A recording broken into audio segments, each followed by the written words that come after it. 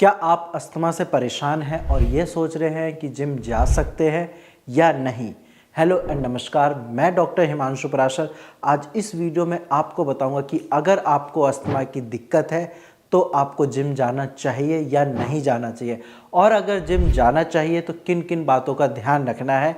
तो इस वीडियो को आप लास्ट तक देखिए, आपको पता चल जाएगा कि जिम जाने का सही तरीका क्या है और जिम जाने से क्या क्या आपको फ़ायदे मिल सकते हैं। तो चलिए वीडियो को स्टार्ट करते हैं। सबसे पहले अस्थमा आपकी लाइफस्टाइल बेस्ड बीमारी है जिसमें आपको सांस लेने में काफ़ी ज़्यादा तकलीफ़ होती होगी और उसकी वजह से कई बार आपके सीने में जकड़न होती होगी, प्लस कफ बनता होगा और साथ में कई बार खांसी भी होती होगी। ये तो बात हो गई अस्थमा की। अब हम बात करते हैं कि अस्थमा में जिम जाने से क्या फ़ायदे होते हैं। तो देखो, अगर आप जिम जाते हो या एक्सरसाइज करते हो तो जो आपकी ब्रीदिंग मसल्स है, यानी कि जब आप सांस लेते हैं और सांस छोड़ते हैं, उसमें जो मसल्स काम आती है वो मसल आपकी स्ट्रांग होती है।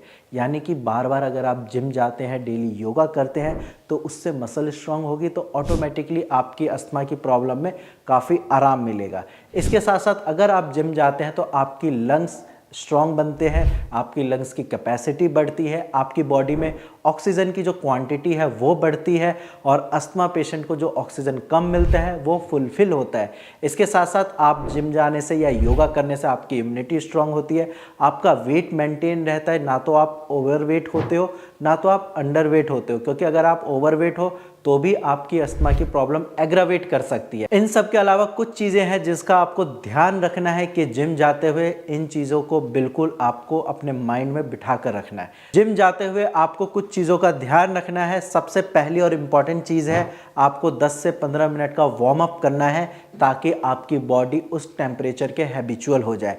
सेकेंड और मोस्ट इम्पॉर्टेंट थिंग जो है वो है, आपको अपना इन्हेलर साथ में लेना है, क्योंकि ऐसा ना हो कि जिम जाते हुए आपकी ब्रीदिंग प्रॉब्लम ज़्यादा एग्रावेट हो जाए, तो उस टाइम पे फिर आप इन्हेलर लेकर उसको शांत कर सकते हैं।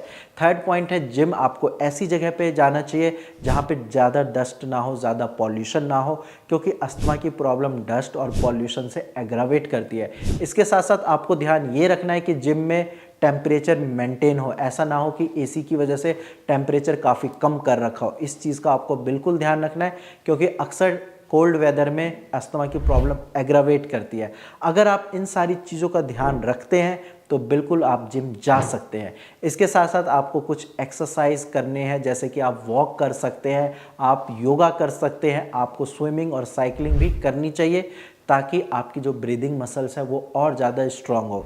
ये सारी चीज़ें हो गई कि जिम कैसे जाना है, किन चीज़ों का ध्यान रखना है। बट हाँ, कुछ चीज़ें हैं जो आपको बिल्कुल अवॉइड करनी है।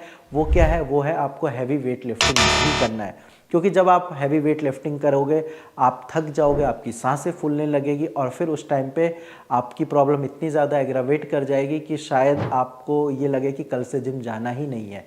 और सेकंड चीज़ जो आपको अवॉइड करनी है वो है रनिंग, क्योंकि जब आप रनिंग करते हैं तो आपकी बॉडी में ऑक्सीजन की रिक्वायरमेंट बहुत ज़्यादा होती है और अस्थमा पेशेंट उसको फुलफ़िल नहीं कर पाते और प्रॉब्लम बहुत ज़्यादा ख़राब हो सकती है। इसीलिए रनिंग और हैवी वेट लिफ्टिंग आपको अवॉइड करनी है।